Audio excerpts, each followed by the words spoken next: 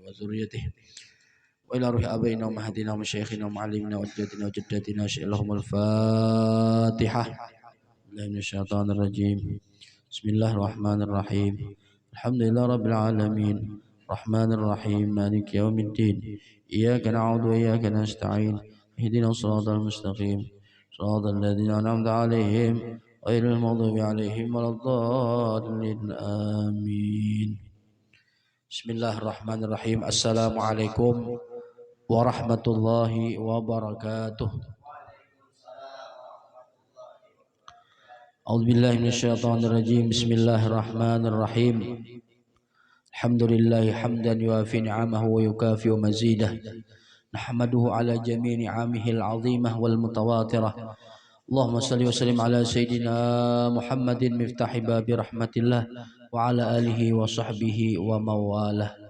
سبحانك لا علم لنا إلا ما علمتنا إنك أنت العليم الحكيم وتب علينا إنك أنت التواب الرحيم واهدنا ووفقنا إلى صراطك المستقيم وعافنا وعف عنا برحمتك يا أرحم الراحمين. أما بعد. Hadirin wal hadirat jemaah majelis Wasalatul Mahabbah yang mudah-mudahan kita semuanya senantiasa dimuliakan dan dirahmati Allah Subhanahu wa taala. Puji syukur kita panjatkan kehadrat Allah yang mana pada malam hari ini alhamdulillah walaupun kondisinya bina dingin benar nih, namun tidak mengurangi semangat kita untuk tetap kita berhadir di majelis yang mulia ini. Sama-sama kita tadi sudah membaca salawat, membaca maulid, memuji dan bersalawat kepada Rasulullah Sallallahu Alaihi Wasallam. Mudah-mudahan ini sebagai bukti tanda mahabbahnya kita kepada baginda Rasulullah Sallallahu Alaihi Wasallam. Karena cinta kepada Nabi itu tidak cukup hanya dengan kata-kata, tidak cukup dengan ucapan I love you darling. Nah, tapi mesti harus ada pembuktian dan apa aja kita pengorbanan. Ujar Nabi, man ahabba syai'an aksara min dzikri au kasura dzikruhu. Siapa yang cinta lawan sesuatu, maka ia pasti banyak menyebut dan mengingat. Alhamdulillah tadi kita sudah berselawat kepada Nabi. Mudah-mudahan selawat kita ini menjadi penyebab dosa-dosa kita diampuni oleh Allah. Mudah-mudahan kita selalu diberikan kesehatan dan keafiatan. Dengan berkat salawat mudah-mudahan ini sebagai ada pintu rezeki bagi kita. Mudah-mudahan siapa yang merasa kesusahan diangkat oleh Allah Subhanahu wa taala, yang garing disihatkan oleh Allah Subhanahu wa taala. Amin amin ya rabbal alamin. Karena di antara amalan yang pasti dapat pahala itu adalah membaca salawat. Itu pasti dapat pahala walaupun dalam keadaan riya. Ujar ulama, walaupun dalam keadaan riya kita bersalawat.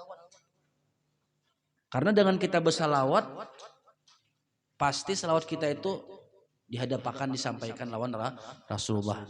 Dan Rasulullah itu bahagia, himung melihat umatnya itu bersalawat karena salawat itu perintah Allah.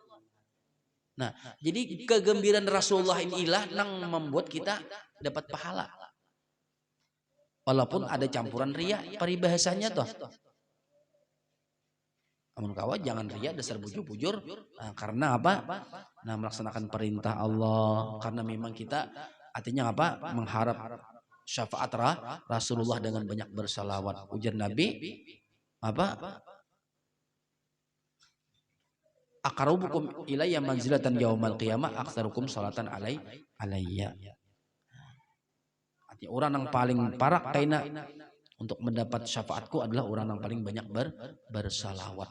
Apalagi di antara amalan yang pasti dapat pahala, baca istighfar. Walaupun dalam keadaan riya kita beristighfar tetap dapat pahala karena dengan kita istighfar kita menyatakan menyesal. Dan Apalagi bersedekah. Tetap mengadulai dapat pahala walaupun ria bersedekah. Memang sedekahnya kada diterima tapi mahimuakan orang tuh nah. Ya Allah, menyenangkan hati orang tuh kita bersedekah. Itu dapat pahala mahimuakan menggembirakan hati orang tadi kan. Jadi kada jadi masalah banyak bersalawat, banyak beristighfar, banyak bersedekah. Dan juga orang yang selalu mengingat nikmat Allah Subhanahu wa taala, lalu timbul syukur, lalu syukur tadi akan diwujudkan dengan apa? Menggunakan nikmat tadi di jalan Allah Subhanahu wa taala. Nah, ketika kita diberi kelebihan oleh Allah taala, nah lalu kita berbagi-bagi. Nah, itu tanda orang syukur. Terima kasih lawan Allah taala yang telah memberi kita nikmat. Nah, itu. Alhamdulillah kita nih malam hari ini masih kawa behinak, masih nyaman kita behinak nih. Batis kawa masih kawa berjalan, mata masih kawa melihat, hidung masih kawa mencium. Bayangkan ada orang yang mata kada kau melihat lagi, hidung pampan. Nah, orang gering, ya Allah, nang kumang itu. Mata kada melihat lagi nya, ada bisi mata. Hidung ada aja marah mencium lagi orang kumat teh. Kan kita alhamdulillah. Ujar guru ada burung apa? Burungnya tuh bermata tapi kada kau melihat. Beheler tapi kada kau tirabang. Hanculan burung apa kita? Bebetis cuma kada kau berjalan. Burung apa ya? Madal. Bermata ada kau melihat. Beheler cuma kada kau tirabangnya. Bebetis kada kau berjalan. Burung apa? Masih kau melihat garing. Burung mate. Yalah. Burung mati mang adalah ngitakan. Alhamdulillah kita lah walaupun nih harinya pina dingin kayak ini nyamannya ini ngapa? Nah, berukuk guringnya kalau nyaman maungot di rumah nyaman bener nih. Nah, cuma kita sadar sebagai tanda syukur kita nih nang Allah masih memberikan kita nikmat kawa berjalan kawa artinya behina masih diberi kesehatan. Ayo kita bawa ini sesuatu yang dikatuju oleh Allah. Dengan ini mudah-mudahan kita berharap Allah tambah nikmat kita. Nah, kayak itu mudah-mudahan awak kita tambah bersihat ya Allah. Hidup kita tambah berkahan. Itulah yang diharap kita. Hadirin jamaah sekalian yang dimuliakan oleh Allah Subhanahu wa taala, intinya kita pada malam hari ini sudah menghidupkan malam. Jadi kita beribadah di waktu malam. Apalagi ini kita malam Senin, termasuk malam yang kita istimewa karena ada hubungan dengan hari kelahiran Rasulullah. Dan kita nih bersalawat, memuji Rasulullah, membesarkan Rasulullah. Itu kada mesti nang di bulan Maulid aja. Bila ampih bulan Maulid, ampih juga mamanya bersalawat, ampih juga membesarkan Nabi. Kada, tetap bahkan tanda kita mendapat keberkahan bulan Maulid, tanda selawat ya amal ibadah kita itu diterima di bulan Maulid, itu akan terlihat imbah bulan Maulidnya kayak itu nah. Masihkah lagi? Atau kadakah? Nah kayak itu.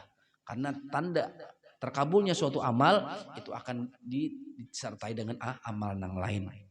Nah, hadirin jamaah sekalian yang dimuliakan oleh Allah Subhanahu wa taala, ujar ahli hikmah, hendaknya kita tuh lah untuk selalu kawa syukur nikmat Allah taala nih. Nah, pertama berjalanlah di 3 tempat. Nah, berjalan ke rumah sakit, mailangi orang gering. Nah, itu akan merasakan apa? Nikmat sehat.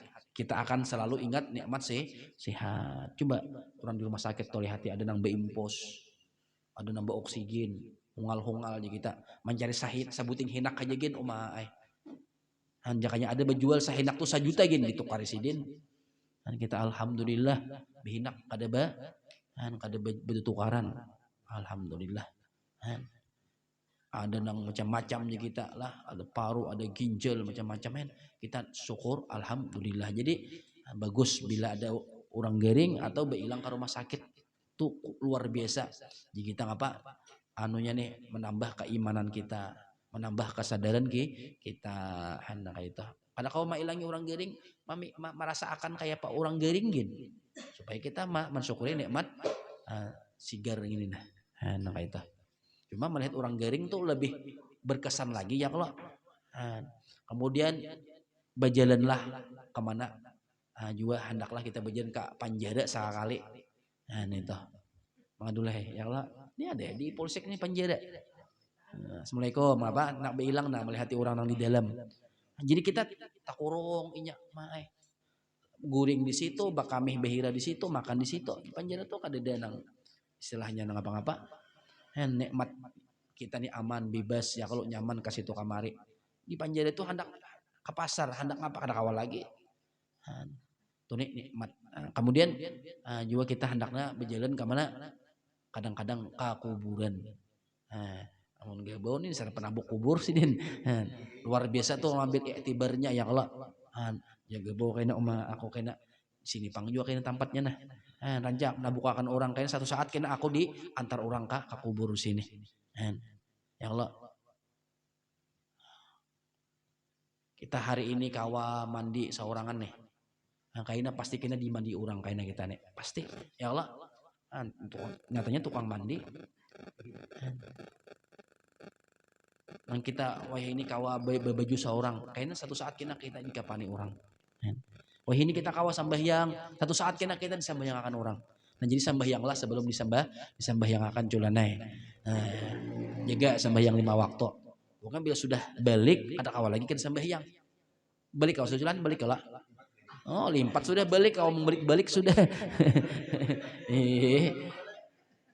Jadi sambahyang jaga sambahyang Jumat lah.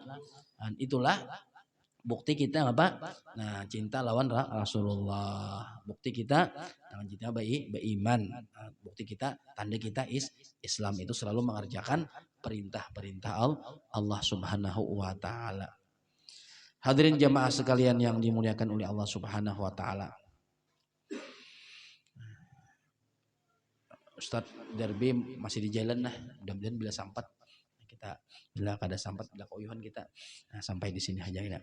Kemudian ini sedikit daripada kajian ataupun pembahasan tentang masalah rukun-rukun sembahyang.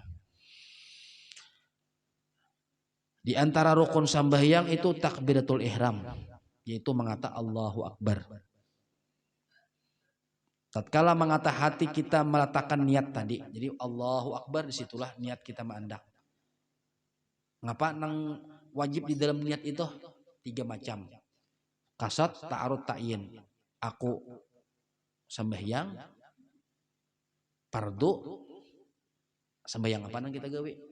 Menjuhur asar. Jadi aku sembahyang fardu juhur, aku sembahyang fardu asar. Itu nang wajib di dalam niat. Sedangkan nang menyatakan atau mengapa kita menyatakan 4 rakaat, bilangan rakaat, umpamanya adaan menghadap kiblat karena Allah Ta'ala itu hukumnya sunat aja. Di dalam Allahu Akbar harus ada kita 3 unsur tadi, 3 macam tadi. Aku sembahyang ngapa? Fardu juhur, fardu maghrib, fardu isya. Nah itu nang wajib. Bila kadeda di dalam niat tadi nang 3 tadi, kada sah takbiratul ihram kita. Kada sah sembahyang kita. Tapi apabila kita dalam keadaan berimaman, nah bagi makmum wajib menyatakan jadi makmum. Kalau imam pang kada wajib menyatakan jadi imam, sunat aja. Artinya amun si imam kada berniat jadi imam, maka jadi hukum sembahyang saurangan. Padahal banyak jamaah tapi seorang kada berniat jadi imam, hukum sembahyang saurangan. Kalau sembahyang 5 waktu, tapi kalau sembahyang Jumat kada sah. Karena sembahyang Jumat itu wajib berjamaah. Makanya bagi yang jadi imam Jumat itu mesti harus niat jadi imam. Jadi mulai Allah situ mandak niat sampai jangan tadahulu, jangan tadudi.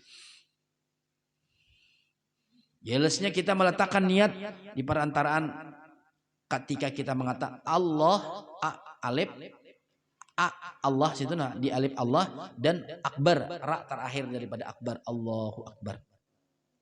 Kemudian syarat-syarat takbir, mendatangkan sekalian huruf takbir dan berdiri jika kuasa.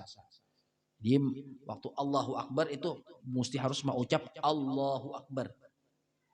Seluruh huruf Allahu akbar itu wajib dibaca. Kadang Allahnya aja barnya hilang. Yang kedua, lafaz takbir dapat didengar olehnya sendiri jika baik pendengarannya dan tidak ada guru. Nah, jadi waktu mengucap Allahu Akbar itu mesti harus terdengar oleh telinga kita. Jangan sampai sekadar bakurimit aja. Muntung bergeraknya cuma ada suaranya. Itu kada sah. Jadi harus Allahu Akbar. Saya kira-kira kita mendengar, menyatakan bahwasanya itu memang dibaca atau dilafazkan Allahu Akbar. Yang ketiga, dengan lafaz Allahu Akbar kada boleh diganti dengan Allah. Apa umpamanya Allahu A'zam, memang sama pada besar juga, kada boleh. Harus tertentu dengan Allahu Akbar. Atau lawan bahasa Indonesia kada sah, Allah Maha Besar, kada boleh. Tetap Allahu Akbar. Nah, itu. Mendahulukan lafaz Allah daripada akbar, Allahu Akbar, atau dipalingnya akbar Allah, ada sah juga.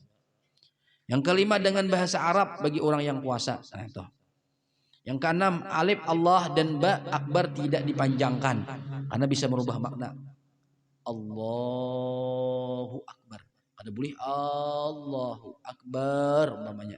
Ya harus Allahu Akbar. Nah, jangan dipanjangkan nang handap, dan nang handap jangan dipanjangkan. Itu syarat takbiratul ihram. Bila kada terpenuhi, kada sah takbiratul ihramnya, maka kada sah sembahyangnya. Yang ketujuh, ba tidak ditasdidkan. Ba Allahu Akbar tidak ditasdidkan. Contohnya Allahu Akbar tidak ditasdidkan. Ba Akbar tidak ditasdidkan. Kalau ya Allahu Akbar, Allahu Akbar, kayak itu nah. Ba-nya diduakan. Nah. Yang kedelapan, antara lafaz Allah dan lafaz akbar jangan ditambah waw. Kayak apa? Allahu Akbar. Atau Allahu Akbar. Nah, itu. Yang ke-10, jangan ada dhamir mumpasil antara keduanya.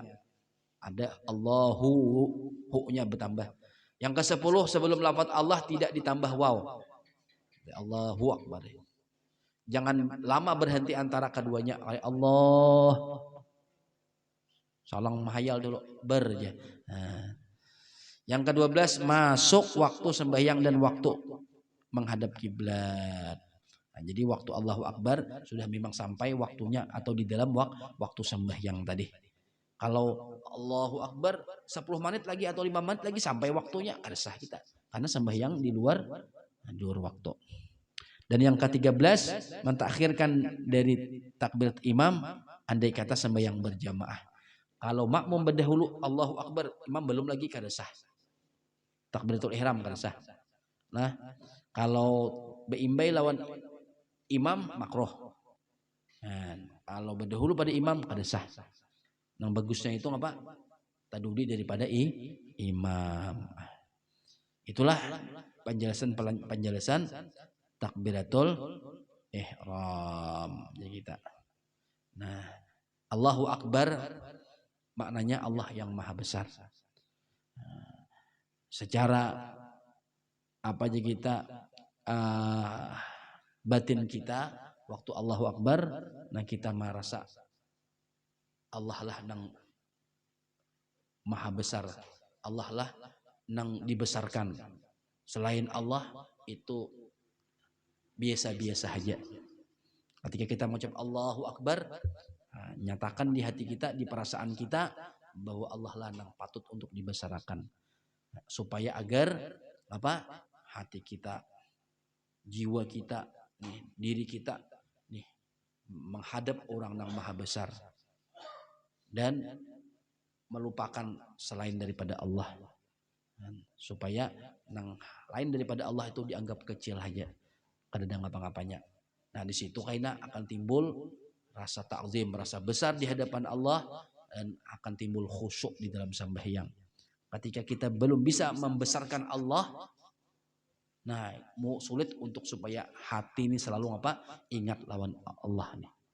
Situ kuncinya dahulu di waktu kita hendak masuk sembahyang tadi.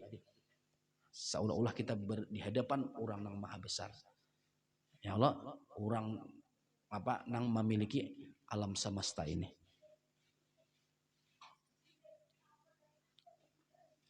Itu diantara jalan supaya batin kita dalam sembahyang khusyuk dan hadir hati. Amun awal sembahyang sudah kita kadang merasakan seperti itu, mudah benar hati ini melayang-layang. Memang intinya khusyuk itu didapat ketika hati kita ini bujur-bujur, tidak ada penyakit yang tercela, penyakit batin yang tercela seperti hubud dunia, seperti ria dan ujub dan lain sebagainya. Nah, karena itulah yang menyebabkan sulitnya kita untuk hadir hati atau khusyuk di dalam sembahyang. Imam Al-Ghazali di dalam kitab Ihya, khusyuk ini adalah rohnya sembahyang. Betapa pentingnya nih waktu sembahyang tuh hadir hati. Kalau kada hadir hati, sembahyang kita tuh ibarat benih itu hampa. Nah, ibarat HP itu kada ada jaringan lalu. Artinya kada ada hidup kayak itu nah.